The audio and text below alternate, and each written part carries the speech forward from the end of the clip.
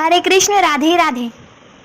वे असुरों को मार कर देवताओं को स्थापित करते हैं, अपने श्वास रूपी रूप वेदों की मर्यादा की रक्षा करते हैं और जगत में अपने निर्मल यश फैलाते हैं। श्री रामचंद्र जी के अवतार का यह कारण है। उसी यश को गा गा कर भक्तजन भव सागर से तर जाते हैं। कृपा सागर श्री रामचंद्र जी श्री भगवान भक्तों के हित के लिए शरीर धारण करते हैं। श्री रामचंद्र जी के जन्म लेने के कारण हैं जो अनेक कारण हैं जो एक से एक बढ़कर विचित्र हैं।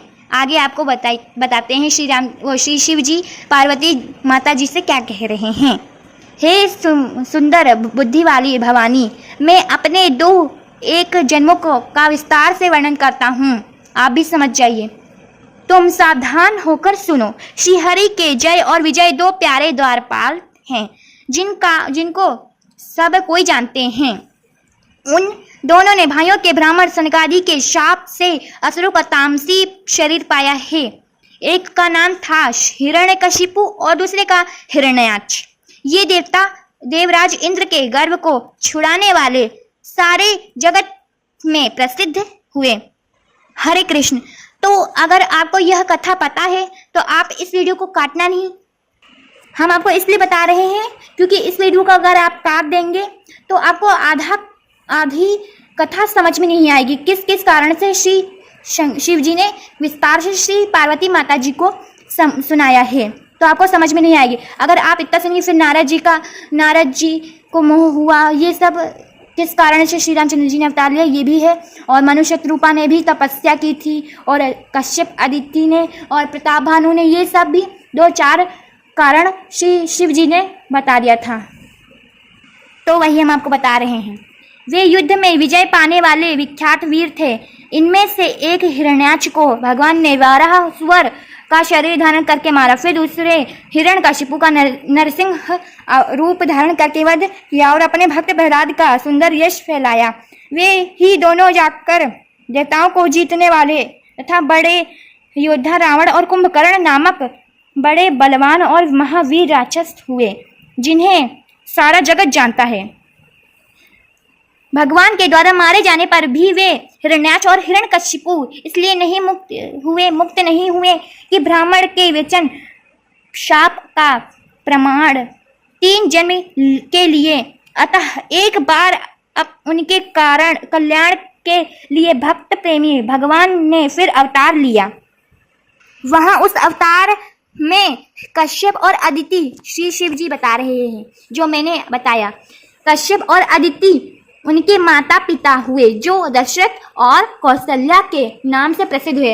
अभी आपको समझ में नहीं आ रहा होगा कि मनुष्यरूपा थे, लेकिन अलग अलग कल्प में श्री रामचंद्र जी अवतार लेते हैं। त्रेता युग में जैसे कल्प किसको कहते हैं, जो 4 युग मिलकर बीत जाते हैं, फिर से सतयुग से शुरुआत होता है, फिर त्रेता युग, फिर द्वापर युग, फिर कलयुग, फिर से त्रेता युग चल जाता है, फिर से सतयुग चल जाता है, फिर द्वापर युग चल जाता है। इसको 4 कल्प को मिलाकर उसको 4 युग को मिलाकर कल्प उसको कहते हैं। हरे कृष्ण, राधे राधे।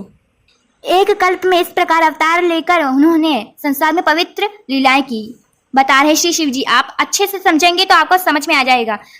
हरे कृष्ण। एक कल्प में सब देवताओं को जलंधर दैत्य से युद्ध में हार जाने के कारण दुखी देखकर श्री शिव जी ने उसके साथ बड़ा घोर युद्ध किया, पर वह महाबली दैत्य मारे नहीं मरता था।